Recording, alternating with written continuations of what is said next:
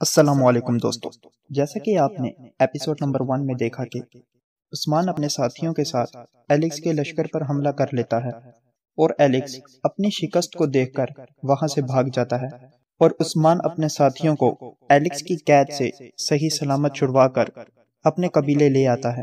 جب شہنشاہ کو ایلکس کی شکست کا پتہ چلتا ہے تو وہ بہت غصے میں آ جاتا ہے اور عثمان سے بدلہ لینے کے لیے اپنے کمانڈر نیکولا کو بلاتا ہے۔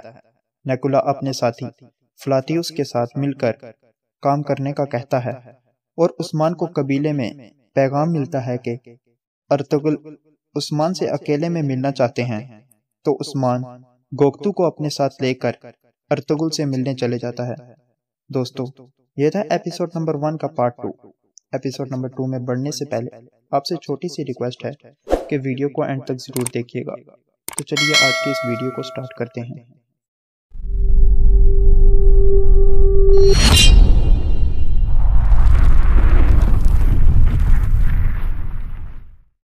جب ارطغرل قبیلے آتا ہے تو گندوز اور زلجان ان کو دیکھ کر حیران رہ جاتے ہیں کہ عثمان کو اپنے پاس بلا کر یہ قبیلے آ گئے۔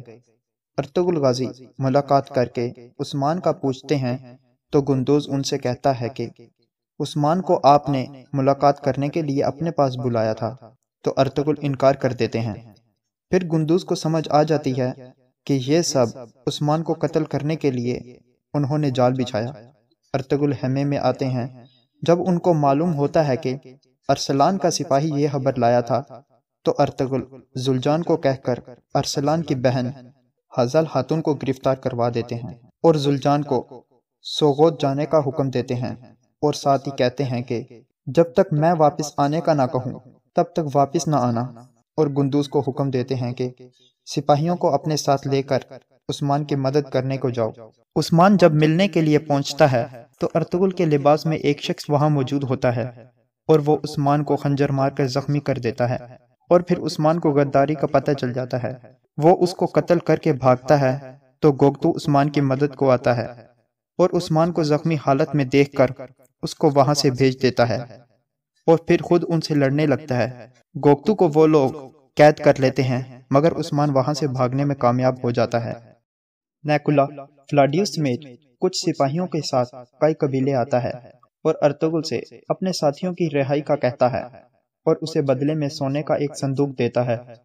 ارطغرل سونے کو دگنا کرنے کو کہتا ہے اور ساتھ ہی دھمکی بھی دیتا ہے کہ اگر کل شام تک سونا نہیں لایا گیا تو میں قیدیوں کو قتل کر دوں گا۔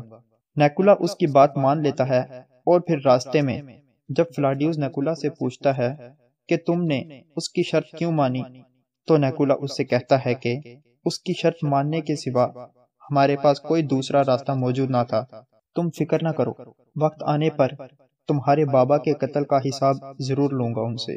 بالا ارطغرل کے کہنے پر حزل خاتون سے پوچھ گچھ کرنے کے لیے قید خانے میں آتی ہے تو حزل خاتون کہتی ہیں کہ ارطغرل صاحب نے مجھ پر غداری اور عثمان کو جال میں پھنسانے کا الزام لگایا، جبکہ تمہیں یاد ہے کہ تمہاری شادی والے دن آئیگل کی ماں نے کھانے میں زہر ملا دیا تھا اور میں نے ہی تمہاری اور عثمان کی جان بچائی۔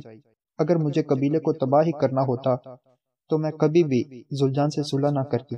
انہوں نے مجھے اس قید میں ڈال کر بہت تکلیف دی۔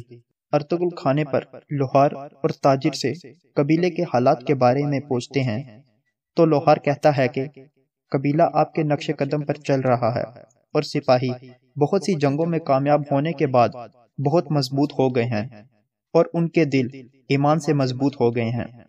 اور پھر لوہار ارطغرل سے عثمان کے بارے میں پوچھتا ہے تو وہ اسے کہتے ہیں کہ عثمان کی پرورش میں نے کی ہے، وہ دشمنوں کو شکست دے گا اور ان کی زندگی کو جہنم بنا دے گا اور دین اسلام کو پوری دنیا میں پھیلائے گا۔ اور دوسری طرف فلاڈیوس کی طرف سے سوغوت میں چوہوں کی وبا پھیلائی جاتی ہے جس سے لوگ بہت پریشان ہوتے ہیں، اور جب زلجان کو اس بات کی خبر ملتی ہے تو وہ بہت پریشان ہو جاتا ہے اور اپنے ساتھی سے کہتا ہے کہ احتیاطی تدابیر جلدی سے اختیار کرو اور اس بات کو جلد از جلد ارطغرل صاحب تک پہنچاؤ۔ دوستو، یہ تھا ایپیسوڈ نمبر 2 کا پارٹ 1۔ امید کرتا ہوں کہ آپ کو ہماری یہ ویڈیو ضرور پسند آئی ہوگی۔